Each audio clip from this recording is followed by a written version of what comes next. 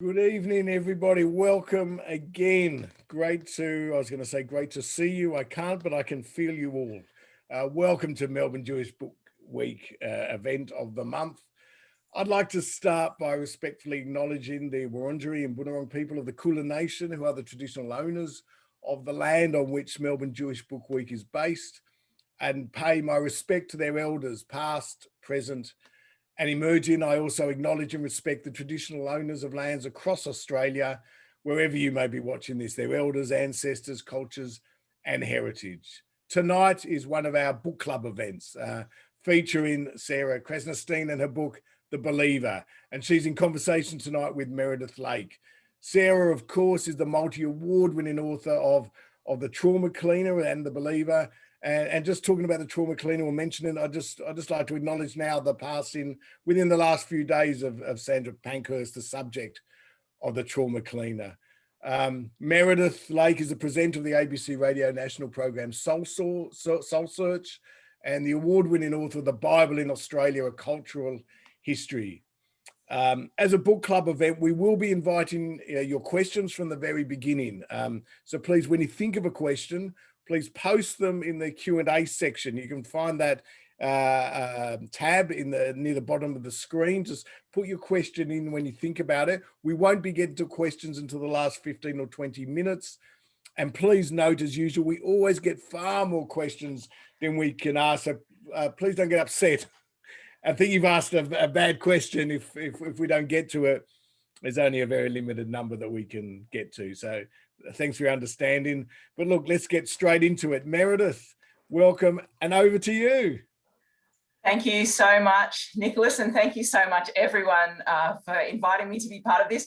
This is actually my first Melbourne Jewish Book Week book club, and I am so thrilled to be with you tonight.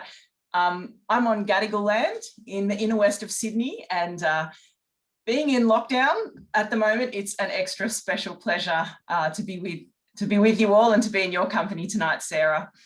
And I can't wait actually to speak to you about this utterly arresting book that you've written. In your own words, weaving together 6 different stories, striking different notes in the human song of longing for the unattainable. And just to begin with, congratulations. I think this is a stunning achievement. I mean, who else is writing literary nonfiction, being stocked in airport bookshops, I've seen it with my own eyes, about a subject as tricky as belief? I mean, congratulations on what must be pretty epic for you. Cheers, Meredith. Thank you.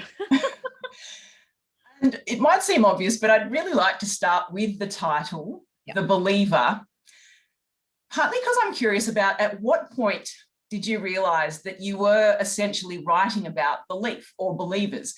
I mean, was that the thing that grasped your curiosity at the beginning, or is it kind of something that surged up out of the more human kind of stories that you found yourself gathering? Yeah, no, very much the latter. I wish I could tell you that I am the sort of thinker who knows what they're doing from the beginning. Seems like various other writers have, this kind of through line and intentionality, and they have that knowledge from the beginning. That is not me. So the short answer is very, very late in the process did it become clear to me that this was about belief and, associated human tendencies.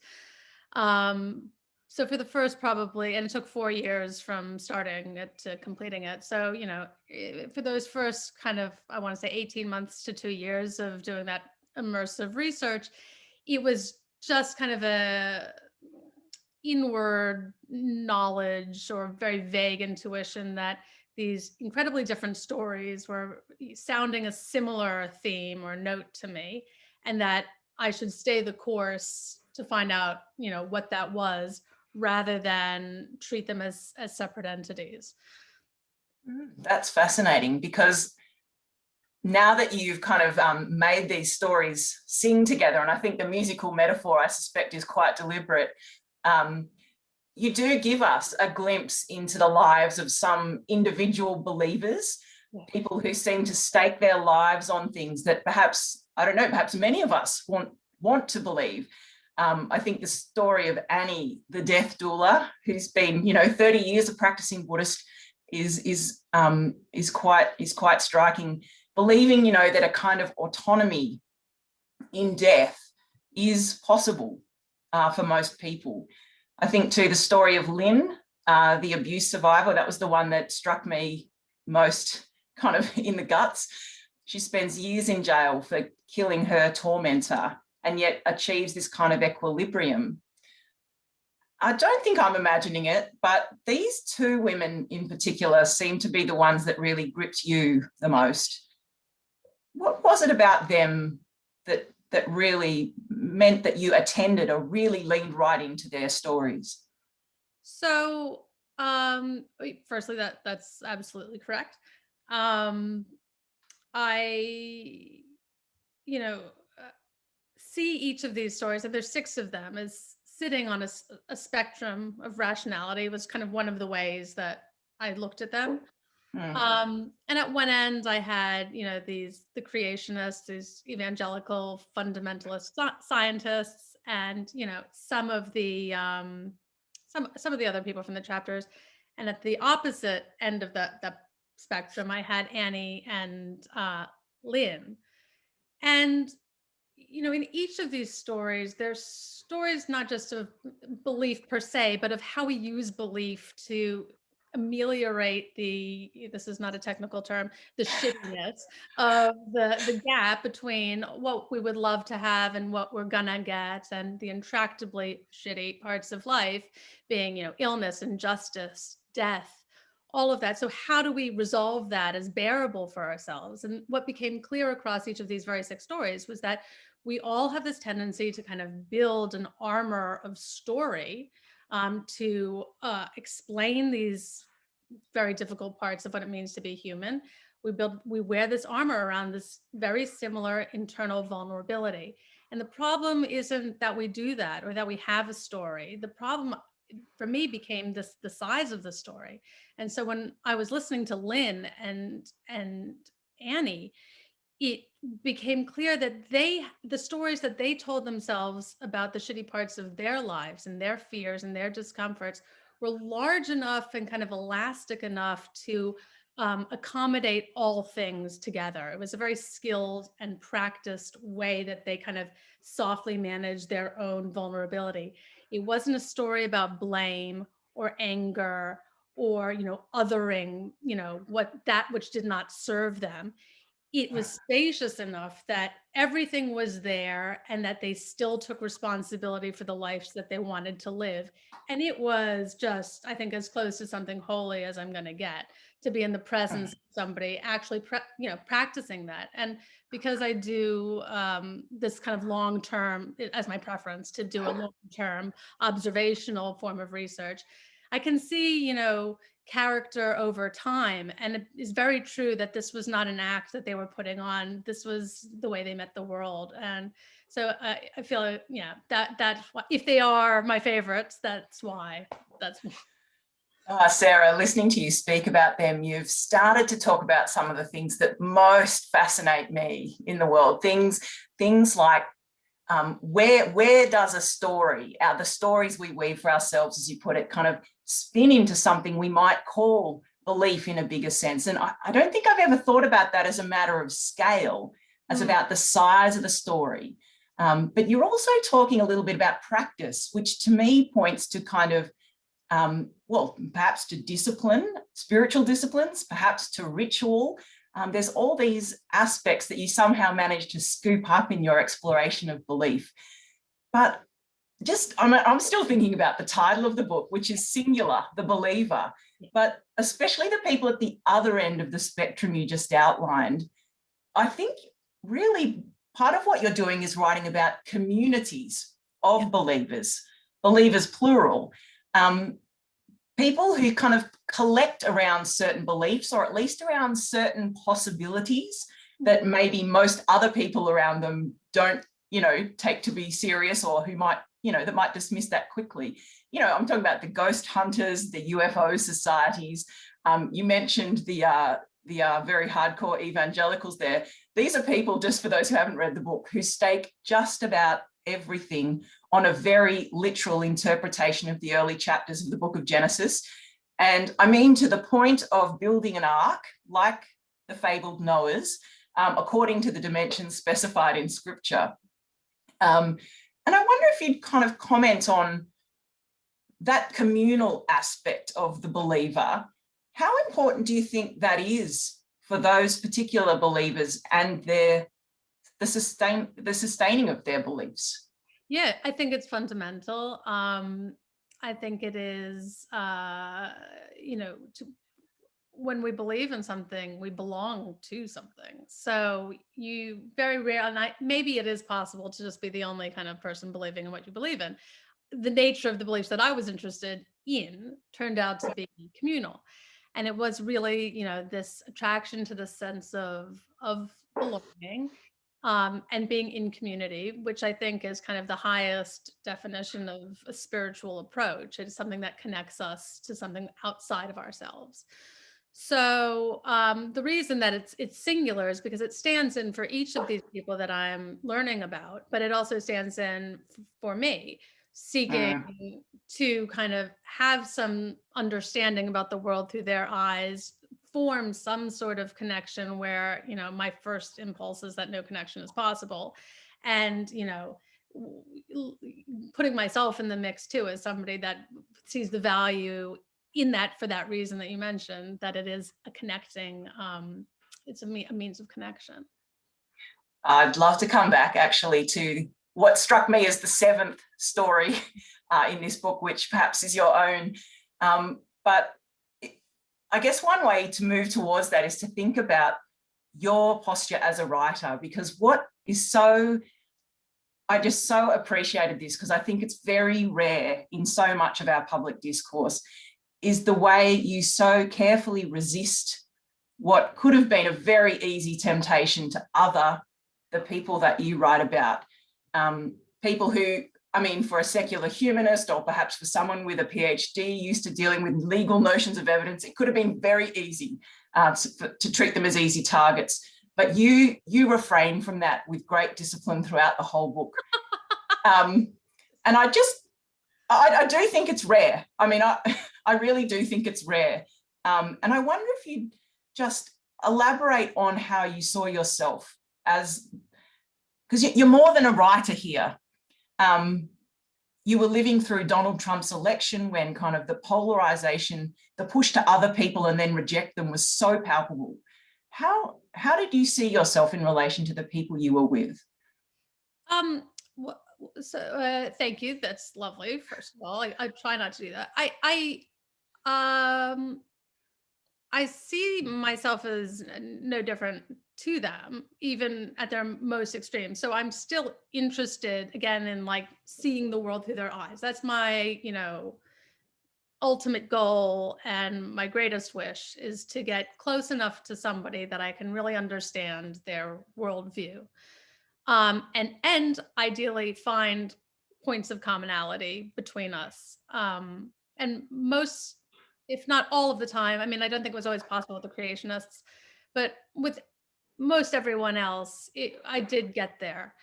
I think that, humor and mockery definitely has its place. And if you're writing about somebody that's, objectively a dangerous idiot, the distancing effect of humor can be deployed to great effect. And I'm a huge fan of it in those forums. But for a book, if I'm going to be devoting like 4 years of my life to something, I want to walk away with an understanding that I did not have before. I want to respect their time that they're sharing with me, and my time, my days of my life, to actually get something of value. And if it's just about like, if I'm just showing up to defeat a creationist view of science, that's not really my wheelhouse. I don't really care.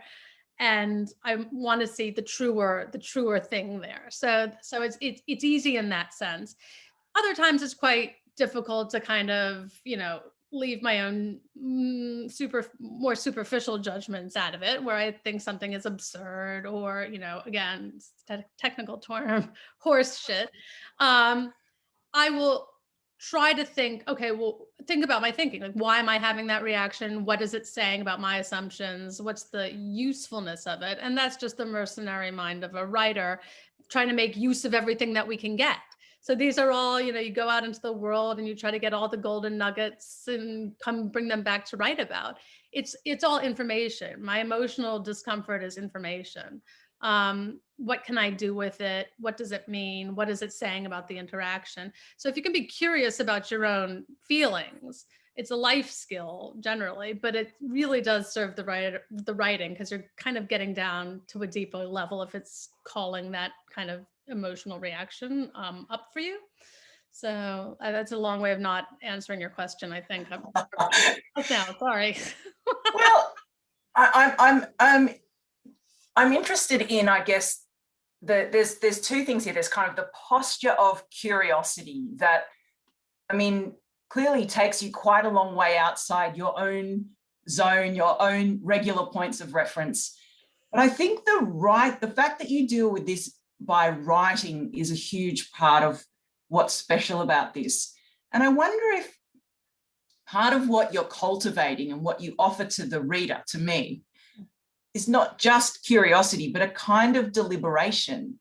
If there's a slowness that we miss, say, in the media cycle, in the face of really stark differences of story and conviction. And I've been thinking about this partly because I love to talk about the same kinds of things you've addressed in your book, except in a much more ephemeral and spontaneous way. But you've had 4 years to digest these stories and kind of sift and, you know, just really navigate so carefully the boundaries between what's said and what's not. And I wonder if you just comment on how writing about this material, not just speaking to the people, but writing about it, what that's meant for you. I mean, 4 years is a long time to invest, not just in those stories, but in that work of writing. Well, that's interesting. I'm sorry, I've never thought about it before, so I'm just thinking as I go here. I mean, writing is an awful business, as anyone who does it professionally will tell you. It was Thomas Mann, I think, who said, you know, writers are people for whom writing takes longer than it does for everyone else. I think it was him. I've clung to that. Yeah, like I thought there was a tweet and I don't know who it was, but it was like somebody asked me what it's like to be a writer, and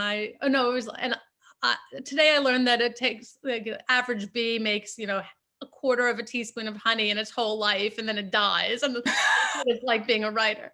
And it is. I mean, it's a lot of thinking and blood, sweat, and tears. Drafting, it's not like working in a coal mine, but it is very, it takes a lot of milk to get the cream. So you're drafting things in infinity times, and then only to break it apart and do it again.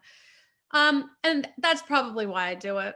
I'm, you know, first of all, before I'm in dialogue with anyone else, through the privilege of having my work published, I am in dialogue with myself. And, you know, it's Joan Didion, I think, Helen Garner quotes it sometimes, that writers are anxious rearrangers of endlessly rearranging things. I butchered both of them. And, you know, you scratch the surface of any writer and you'll probably find a personality who needs that sort of, you know, order from chaos. And that is very much me. So again, you know, I'm always looking for kind of the story beneath something, first of all, for my own curiosity, and then having, you know, this dialogue with myself, if I try to order it and figure out what it means. And, you know, I think I get there, and then it turns out to be something completely different. Because if you spend enough time doing something, you learn more things, and then your initial, you know, suppositions are all proven wrong. So you do it again. And again, it is a privilege to have that time to be able to marinate in the material and get something out of it that you think, you know, and you're genuinely well with thinking. It's of value to other people as well. So that's why writing instead of talking, I guess, or just thinking about it for myself. So how did you know when you were finished? Oh, no, I'm never finished. Like it's except you're published. No. So the book is finished. It's a thing. So how did you navigate? Yeah, I mean, it's a snapshot of your own thinking at a certain moment in time. Like, I get that, but yeah. How do you know? Like, what is it about your process? Are you happy at some point with what's never there on the page? No, I'm never. Well, that's what I don't believe you if you say you are. So how do you know There is when just that's it, done? the rational brain that, you know, has a job in the world and doesn't endlessly, you know, fiddle with something forever. I think that's the difference between, you know, professional creative practice and personal creative practice. You know, there's this character in Middlemarch that's always writing the big opus on all world religions, and it's always about to be done. And, you know, in the writing of this for the Alien, the UFO researcher Christmas Party, I was speaking to a man who had been writing a book about Pythagoras for 20 years.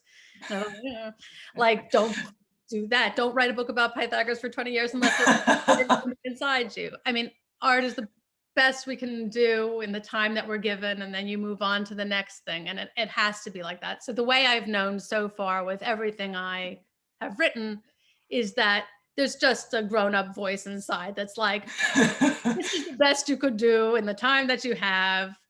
Let's drop it. And I have a very gifted and very blunt and honest editor who will not let me walk away before it's finished. And then when it's finished, pry it from my hand. So yes. Sounds like the best kind of editor. You must have good friends as well, some of whom I suspect are eavesdropping on this conversation. Sarah, I guess part of what energized me about your book is that some of the questions I felt you were sitting with are questions I have on a quite a deep level myself. And I wonder if, I guess,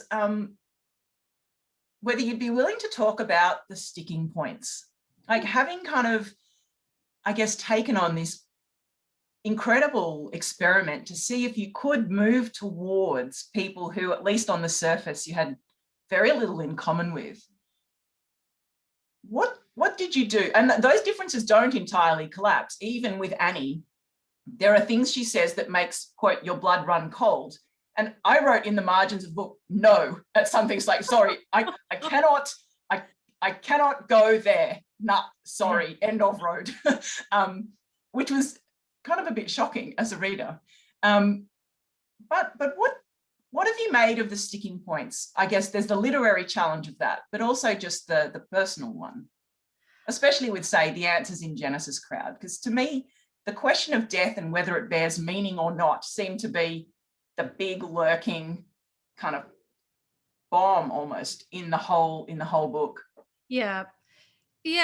So, I mean, I don't have a bright line answer for that.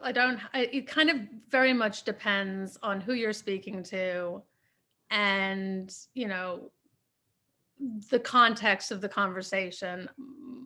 I come to my interviews having thought out what I'd like to achieve, you know, in the conversations.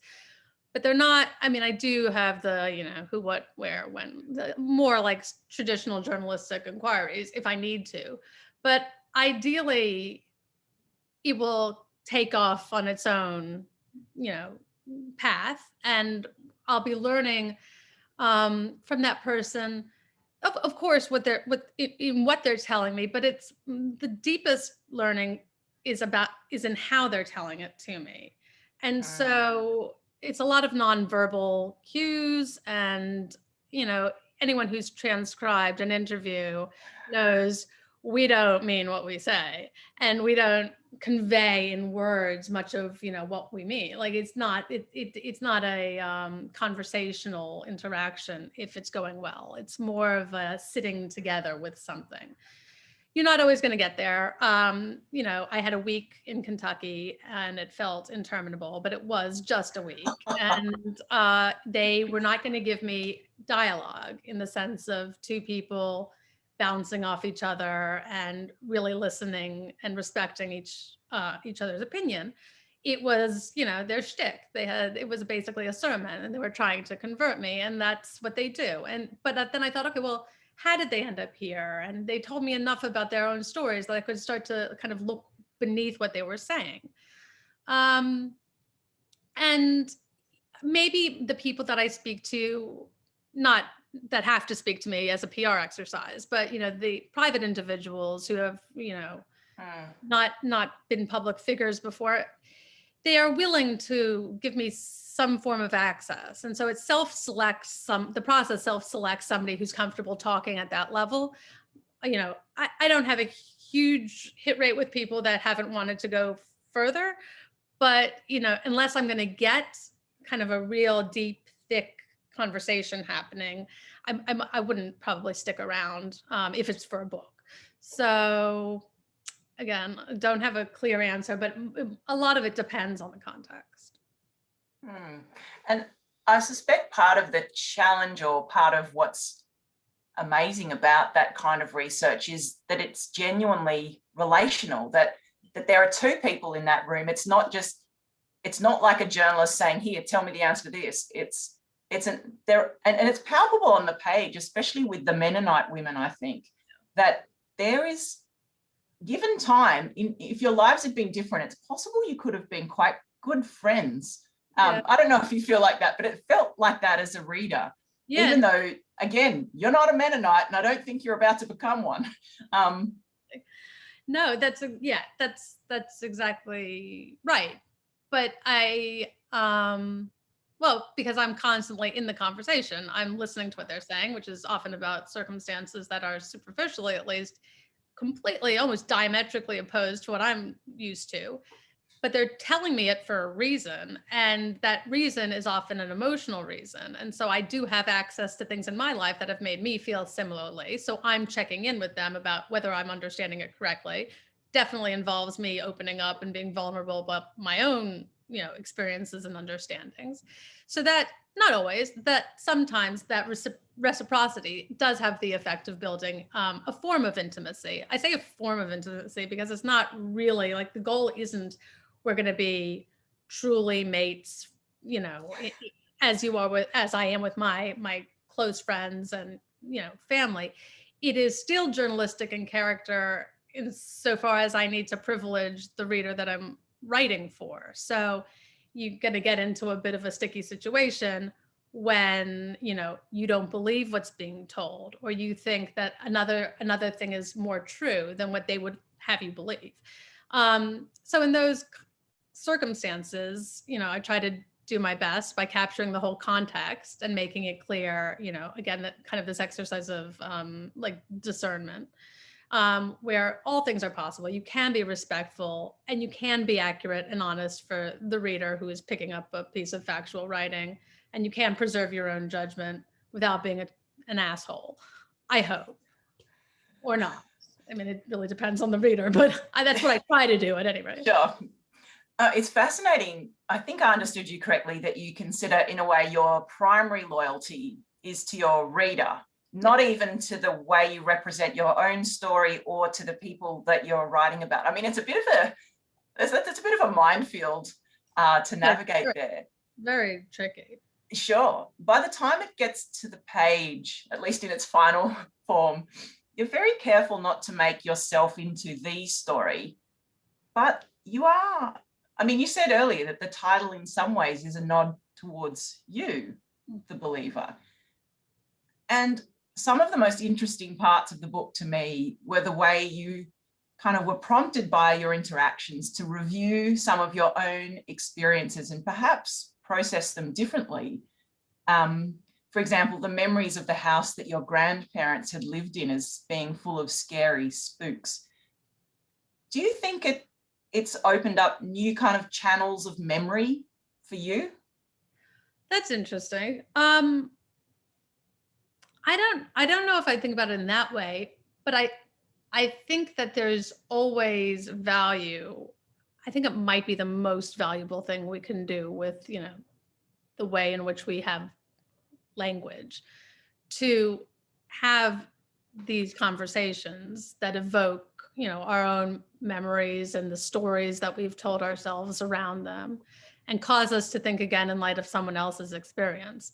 So, you know, for a certain type of person who attends a book club author talk, or who reads, or, you know, feels compelled to write, we're very cognitive, and we think that, you know, it's just a question of, there's stuff I don't understand. If I can only, you know, get closer to something, I'll understand and everything will be okay. And, you know, the older you get, some things are never going to be okay. And the only way of being okay with those things is having these conversations where someone else is like, oh, that happened to me too. I felt like this too. This is okay. And you can look back on memories in a way that kind of creates a little bit more of that spaciousness for yourself. But I think without kind of these conversations in which other people can act as mentors for us in that respect, you know, we just get locked in our stories, locked in our way of viewing the world, locked in our misperception that we're the only ones who feel or experience certain things, when everything that can be felt is universal. So yeah, it's again a long way of saying that, you know, it's useful for me as well. If it's useful for readers. If you don't want to answer this, just feel free not to. But one of the other moments in your own life that you do kind of just very gently bring to the surface, but with, I think it had a lot of power in the way you did it, was, I think it was in the section where you were reflecting on the Noah's Ark people over in Kentucky, you ultimately kind of interpret them in terms of, at all costs, having to find a certain meaning in the fact of death. And that really became the governing need for all their other stories and expertise. And you follow that. I don't want to, at the risk of, I don't think it's a spoiler, but you follow that with almost no explicit explanation, with a memory of yourself at 10 or 11 on Holocaust Memorial Day,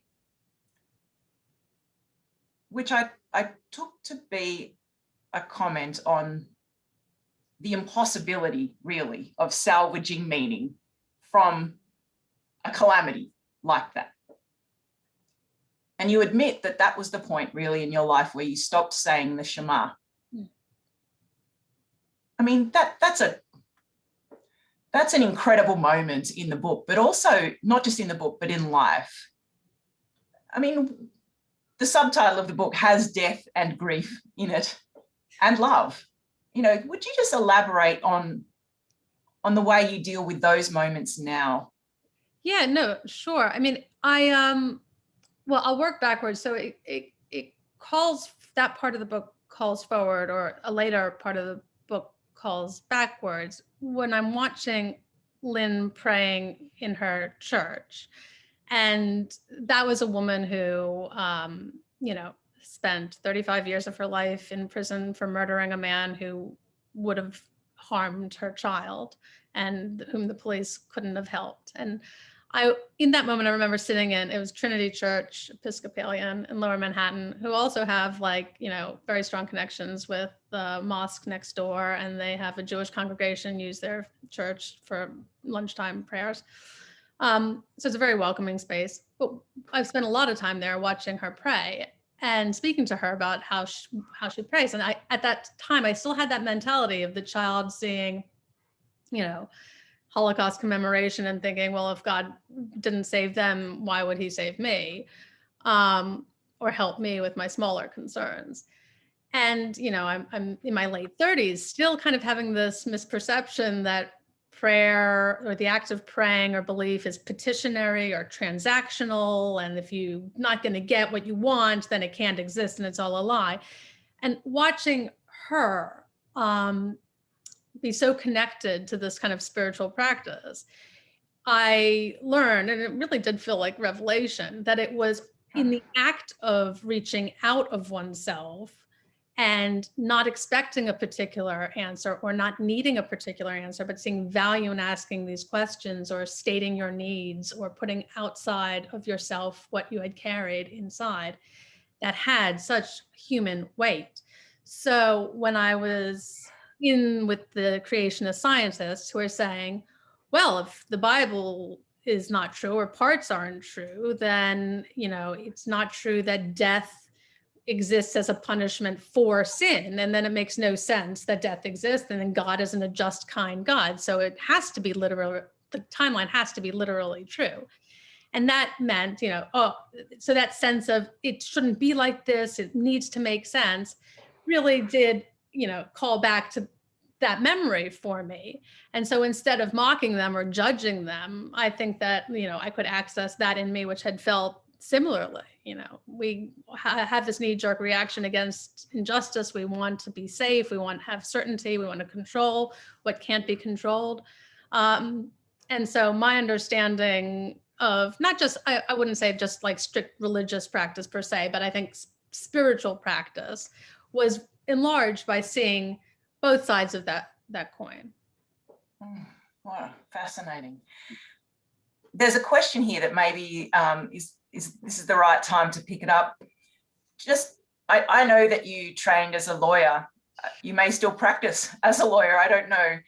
But there's a question here about your background, and particularly in professional terms, whether you did a course in writing. Just, I guess, my own question that I'd add to that is, how did you know how to do this? And I don't just mean pull off a book of 100,000 words, which is a monster in its own right? But how did you know how to navigate the world in the way that you do? Do you think your legal training helps, or do you think it's from the practice of writing, or is it something in your upbringing? How do you account for it? So, I don't know, is the short answer. And thank you for thinking that I know how to do this. That's oh, come on. Deeply, all the judges of those awards think so too. All the readers.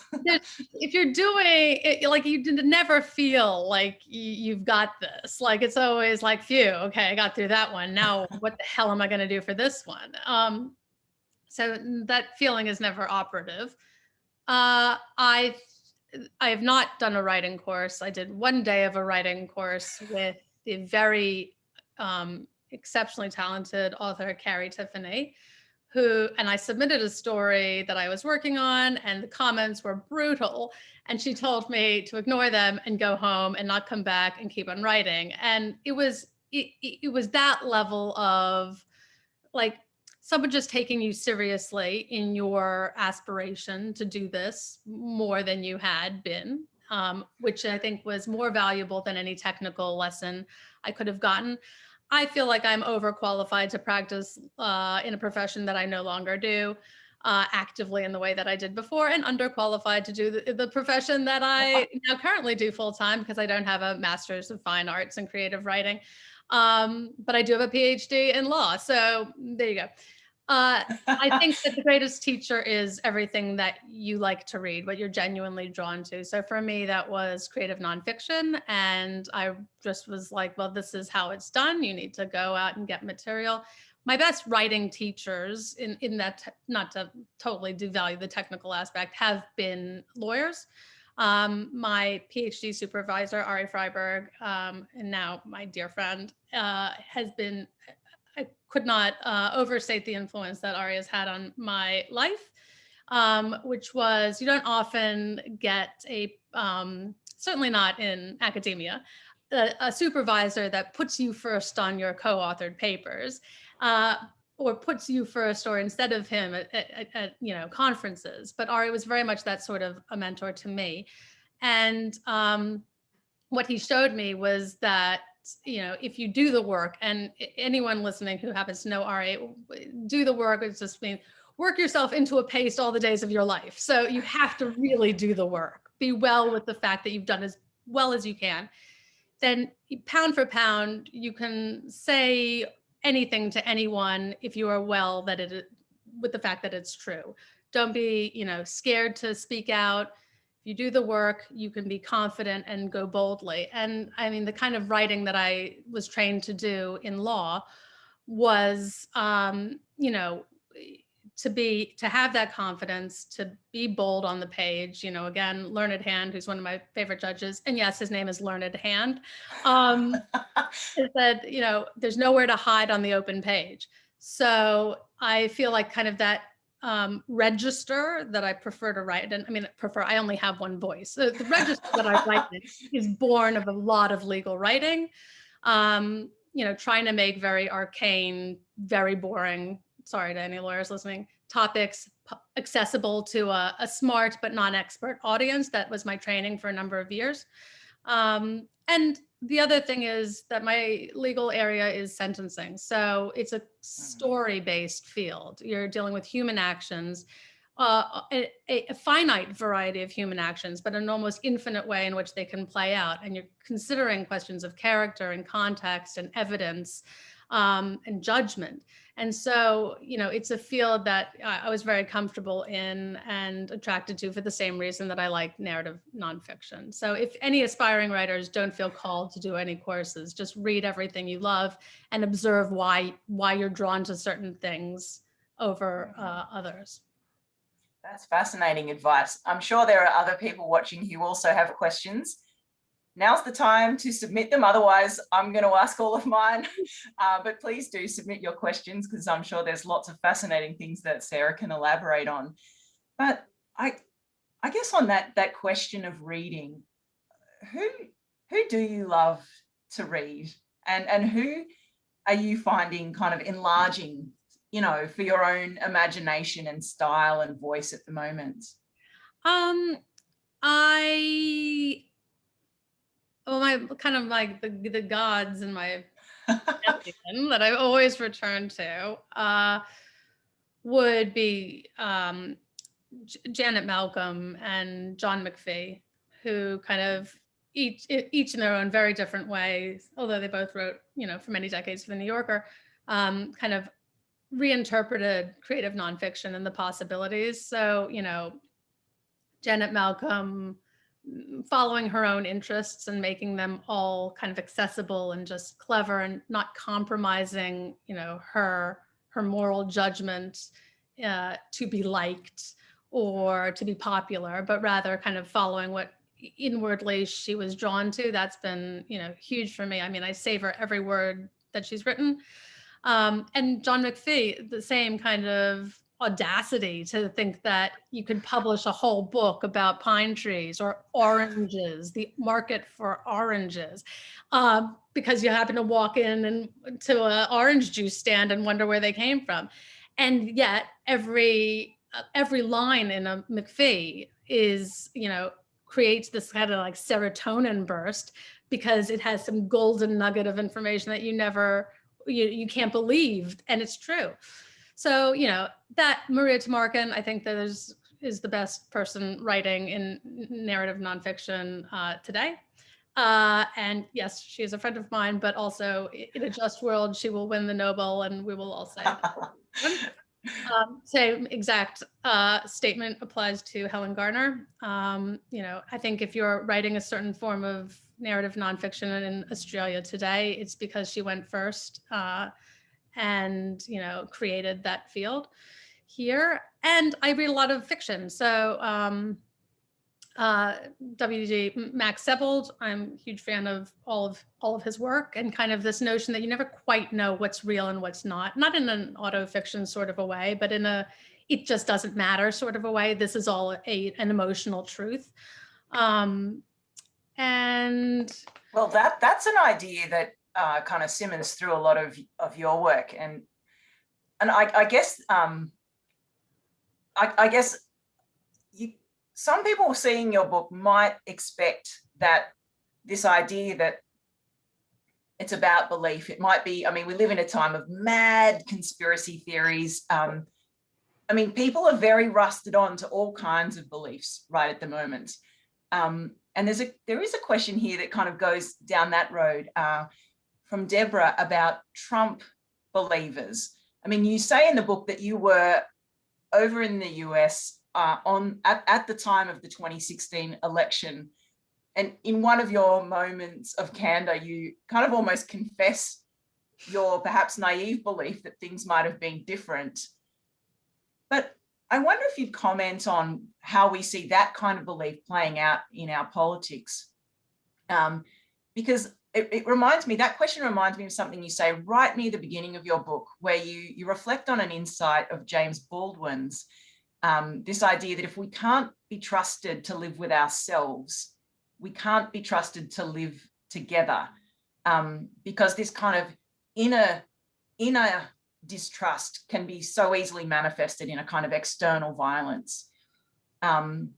So what do you make of kind of the Trump believers and I guess perhaps more generally of our incredible faith sometimes in politics to solve things?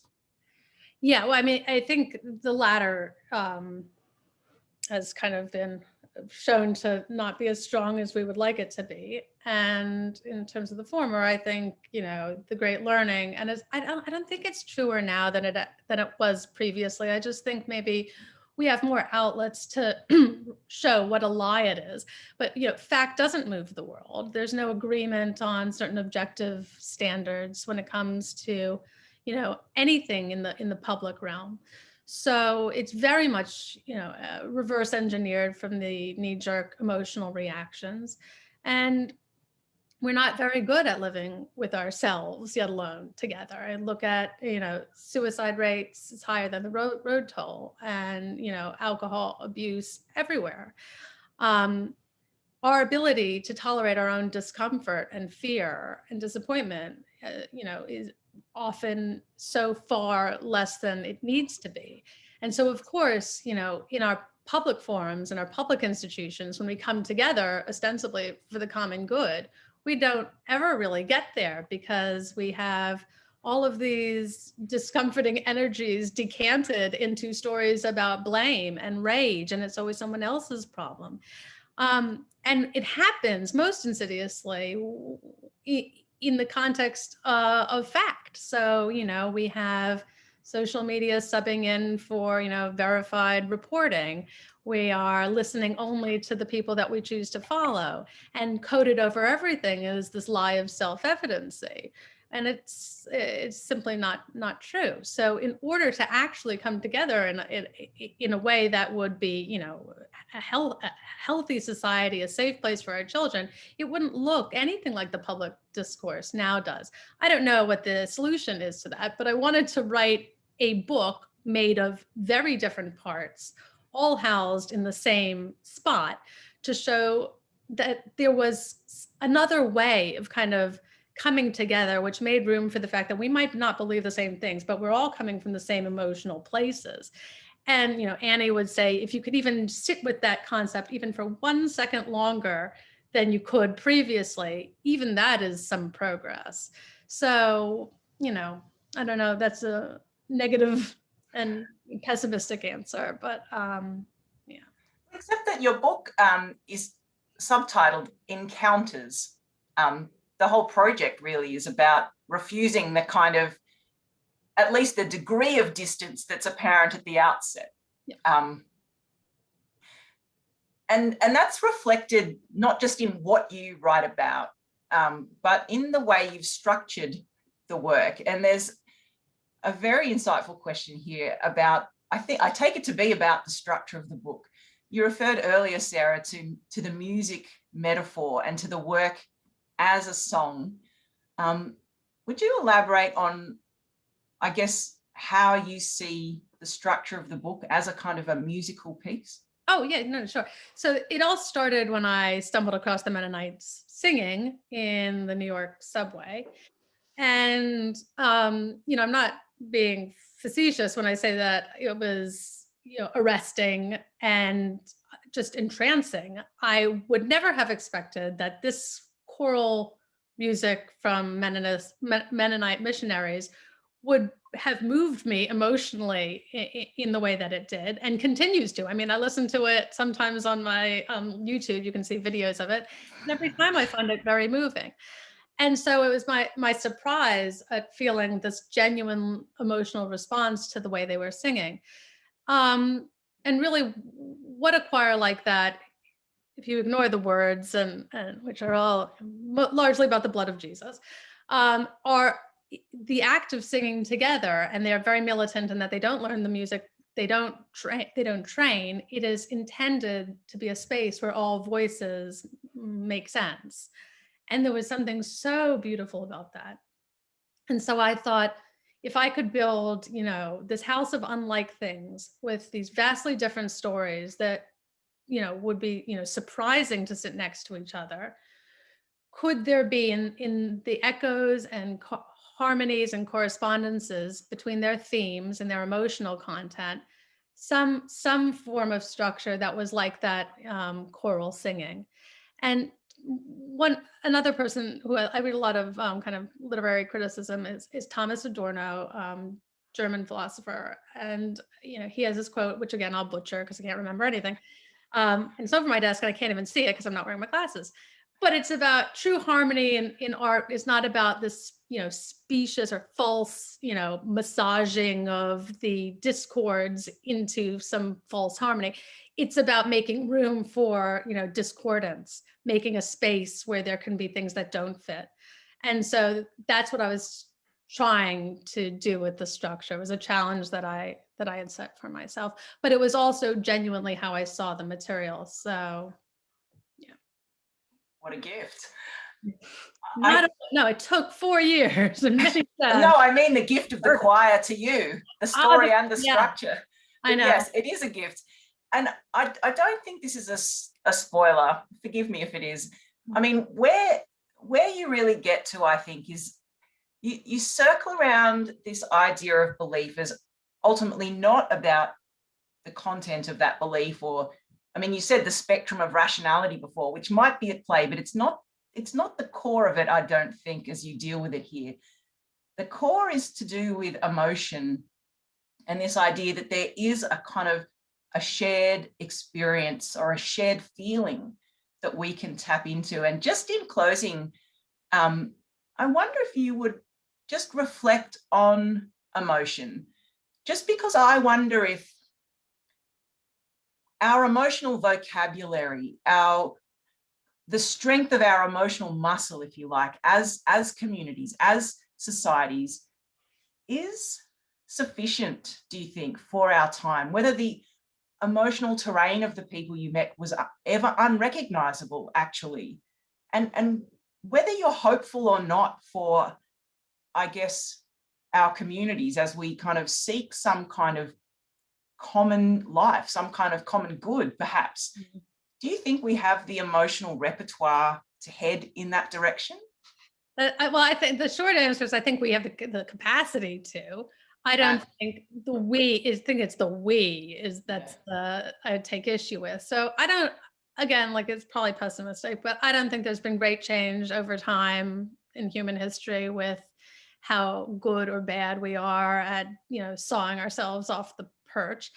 But I think that there have been enough people who are quite good at handling themselves and sublimating, you know, the needs of the collective over the immediate emotional needs of the individual, to kind of act as a counterpoint to a norm of really extreme emotional dysregulation amongst most of the population. And I'm hopeful that, you know, they will continue to achieve all of the teaching and all of the, you know, amazing progress that was responsible for the fact that we're talking like this now. I mean, we sent somebody to walk on the moon. We have a bit of ourselves on Mars. Like, I think attributable to the needs of, to the talents and skills of those people. And those people are like Annie and like Lynn. So it's holy to be in the presence of them. And I think, like, for the rest of us who struggle, you know, with the same intrusive thoughts and the same, you know, sadnesses and frustrations, and I can't believe I'm still upset about this, I can't believe I'm still haven't gotten over this, we can get a little better, as Annie would say, and even a little better is a huge progress for certain things. So I've hedged my bets a bit, but I do think that that, you know, they might save us.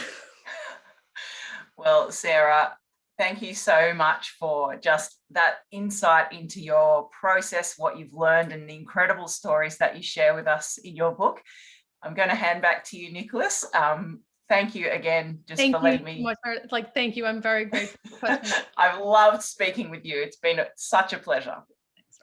Thank you. Goodness me, what a session. Thank you, Sarah and Meredith, so much for that. I'm sure any of you out there who have not yet read The Believer, you're going to be rushing out tomorrow morning to Readings or the Avenue or another local bookshop to get a copy, because, I mean, who wouldn't? Thank you so much for that. That was just incredible conversation. Just to wrap up, our next event is in conjunction with the Jewish Quarterly, the periodical, which the event features the esteemed Israeli writer Nir Baram and his translator, Jessica Cohen, who also translated that wonderful David Grossman novel, A Horse Walks Into a Bar. And they're interviewed by the editor of Jewish Quarterly, Jonathan Perlman. I can't recall seeing an author and their translator being interviewed together, so it promises to be an illuminating discussion. That event's going to be in about a fortnight. We're still finalising the date, but if you subscribe to our newsletter through the Melbourne Jewish Book Week news website, you'll be the first to be informed. So don't miss that. In August, instead of a live second Tuesday of the month event, we're going to be releasing the next in our book chat series. 6 of them. You can watch them at any time from that date from our website or our YouTube channel. And please join us on Tuesday, the 14th of September, the second Tuesday of the month, obviously, when Michaela Kowalski will be interviewing Lily Brett, the New York-based Australian writer. That also promises to be a great event. Before I just sign off completely, again, thank you so much, Sarah and Meredith, for tonight. Absolutely loved it, and I know everybody else did as well. Finally, everyone out there, if you've enjoyed this evening, again, I urge you, as I always do, I know it gets a bit boring, but please make a donation to Melbourne Jewish Book Week. We can keep bringing you these things as long as you continue to donate and help us, and we will keep bringing you the best offerings we possibly can. I hope you enjoyed this evening as much as I did. Many thanks, everybody. See you soon. Good night and stay safe and well. Thank you.